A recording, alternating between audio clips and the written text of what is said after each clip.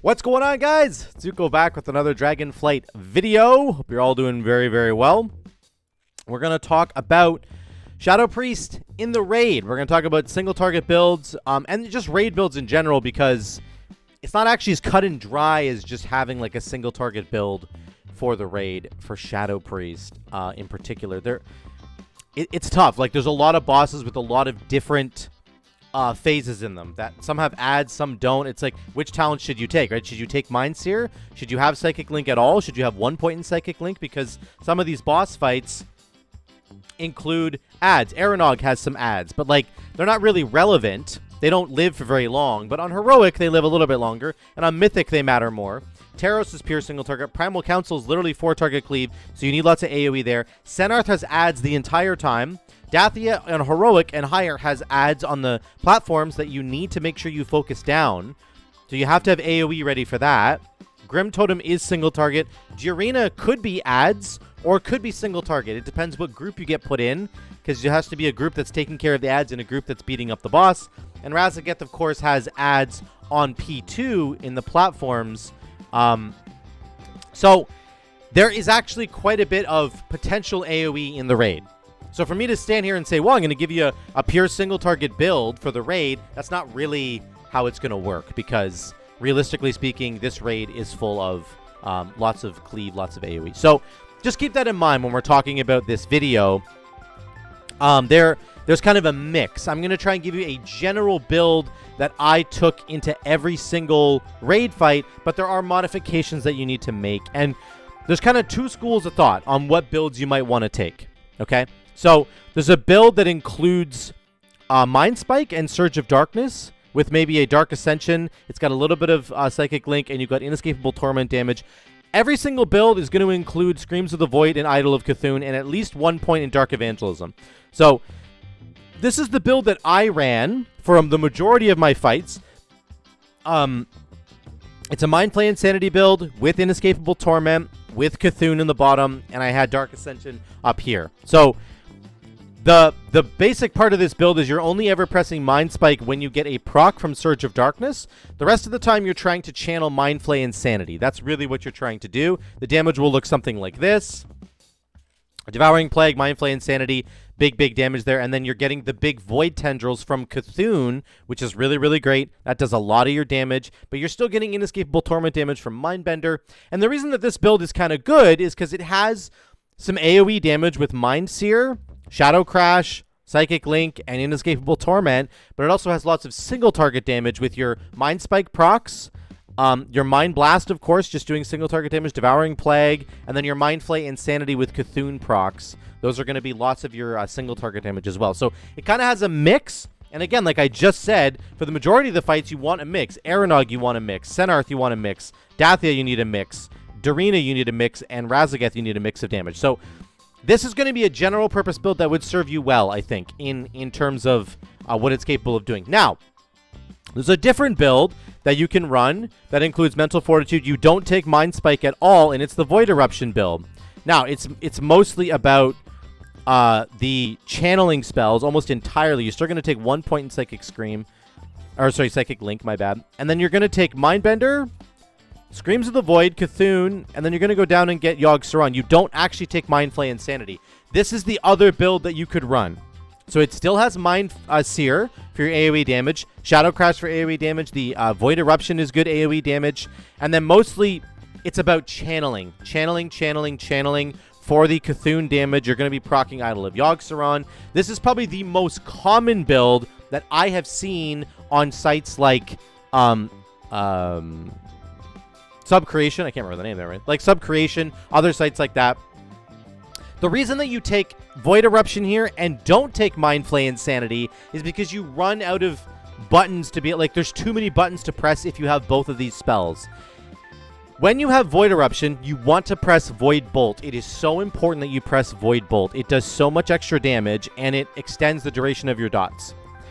If you have to stand there and channel Mind Flay Insanity in between your Devouring Plague casts, you will inevitably run into a problem where you can't press Void Bolt on cooldown. That's a problem. You don't ever want to have that situation. So if you're running Void Eruption, you're not running Mind Flay Insanity. If you're not running Void Eruption and you're running the other build that I was running, then you can run Mind Flay Insanity because you don't have that competing ability that you're going to be running into, okay? So there's 2 different builds there. I'll link them both in the description down below.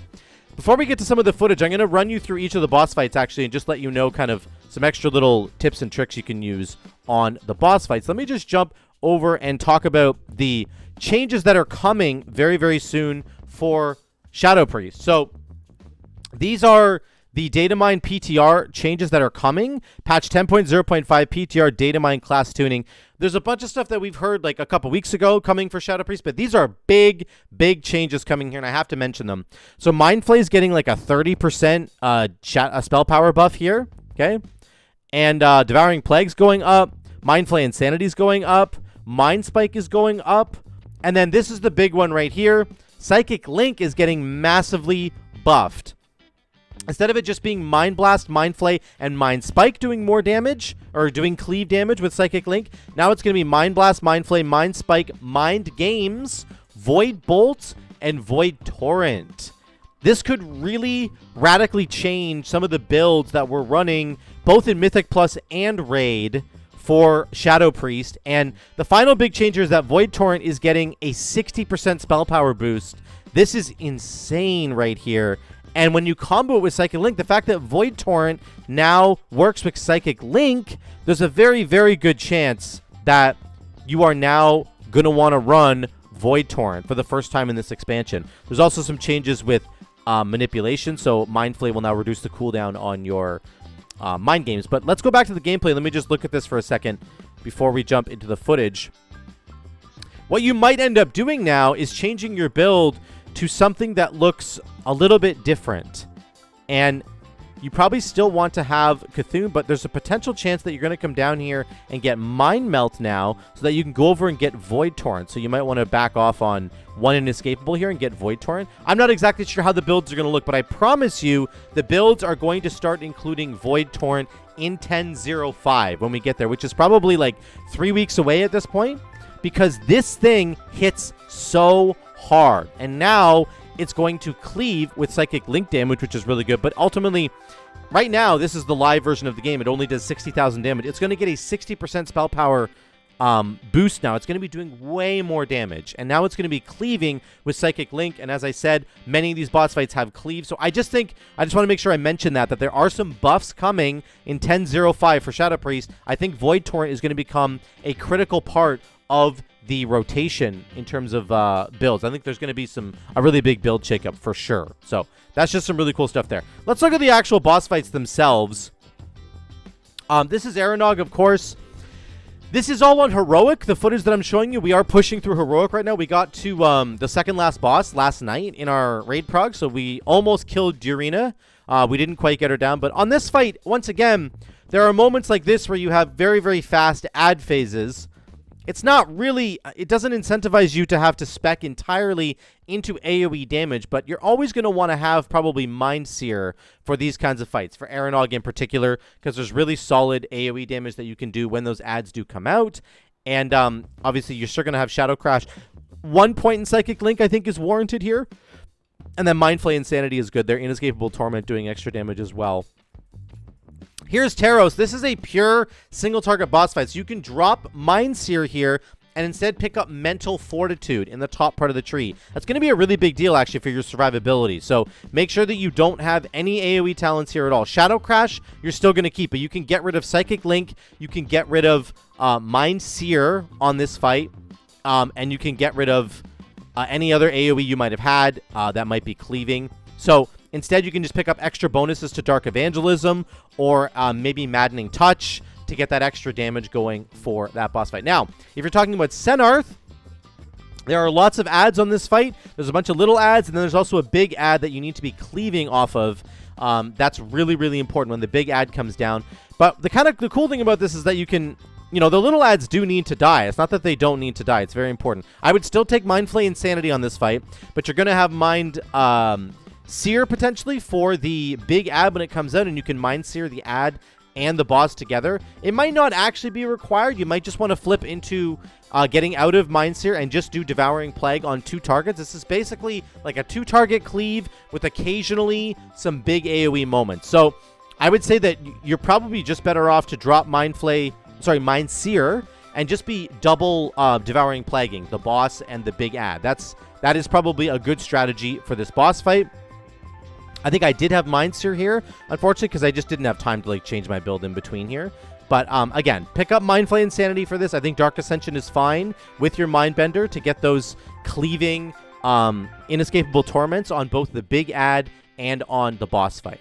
Okay, here's Dathia. This boss fight, we had to prog on this for a couple of nights in a row.